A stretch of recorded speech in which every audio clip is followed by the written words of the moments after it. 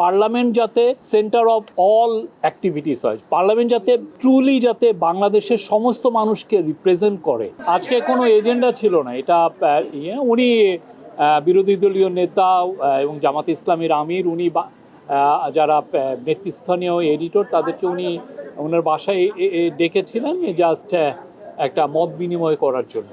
তো উনি প্রথমে একটু ব্রিফ একটা স্পিচ দিয়েছেন, দেওয়ার পরে অনেক সাংবাদিক যারা নেতৃস্থানীয় এডিটর তারা কথা বলছেন। এডিটরদের মধ্যে মাহমুদুর রহমান ছিলেন, আপনি জানেন উনি ন্যাশনাল এডিটর্স কাউন্সিলের উনি প্রেসিডেন্ট, উনি কথা কনভেনার, উনি কথা বলেছেন। মাহফুজ আনাম ছিলেন ডেইলি স্টারের এডিটর এবং আগে এডিটর্স সম্পাদক পরিষদের উনি প্রধান ছিলেন, উনি কথা বলেছেন। মারুফ কামাল খান কথা বলেছেন, বাংলাদেশে প্রতিদিনের বাংলাদেশের উনি এডিটর।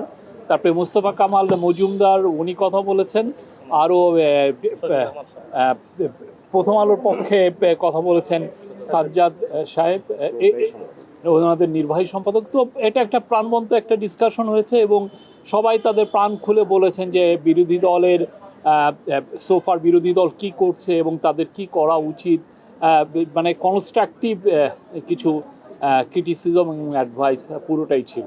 জামাতের আমির তো প্রথম 6 মাসে তাদের পারফরমেন্স, গভর্নমেন্টের পারফরমেন্স, মিডিয়া ফ্রিডমের কথা বলেছেন যে বাংলাদেশে এখনও সেই সত্যিকার অর্থে মিডিয়া ফ্রিডম আসেনি, বা জুডিশিয়াল ফ্রিডমের কথা বলেছেন, সেখানেও কিছু ব্যর্থ হয়েছে সেগুলোর কথা বলেছেন।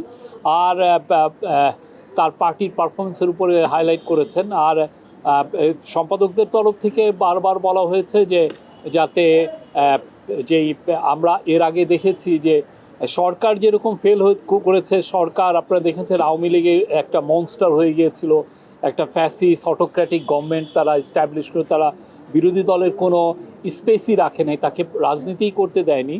আর ঠিক তেমনি আগে বিরোধী দলও যে খুব রেসপন্সিবলি বিহেভ করেছে তা না। বিশেষ করে আপনি জানেন 91 থেকে 96 শেখ হাসিনার যে আওয়ামী লীগ, তারা সত্যিকার অর্থে বাংলাদেশে যে পার্লামেন্টকে দাঁড়াতেই দেয়নি, তারা কথায় কথায় ওয়াকআউট করেছে, কথায় কথায় হরতাল দেখেছে। ফলে বাংলাদেশের যে রেসপন্সিবলি যে বিরোধী দলেরও বিহেভ করার কথা সেটা তেমন একটা হয় না। তো এখন সবাই এইটার দিকে বলেছেন যে যাতে পার্লামেন্ট যাতে সেন্টার অফ অল অ্যাক্টিভিটিস হয়, পার্লামেন্ট যাতে ট্রুলি যাতে বাংলাদেশের সমস্ত মানুষকে রিপ্রেজেন্ট করে, সেটার দিকে সবাই একইভাবে সুরে কথা বলেছেন। প্রত্যেকটা এডিটরই এই কথা বলেছে।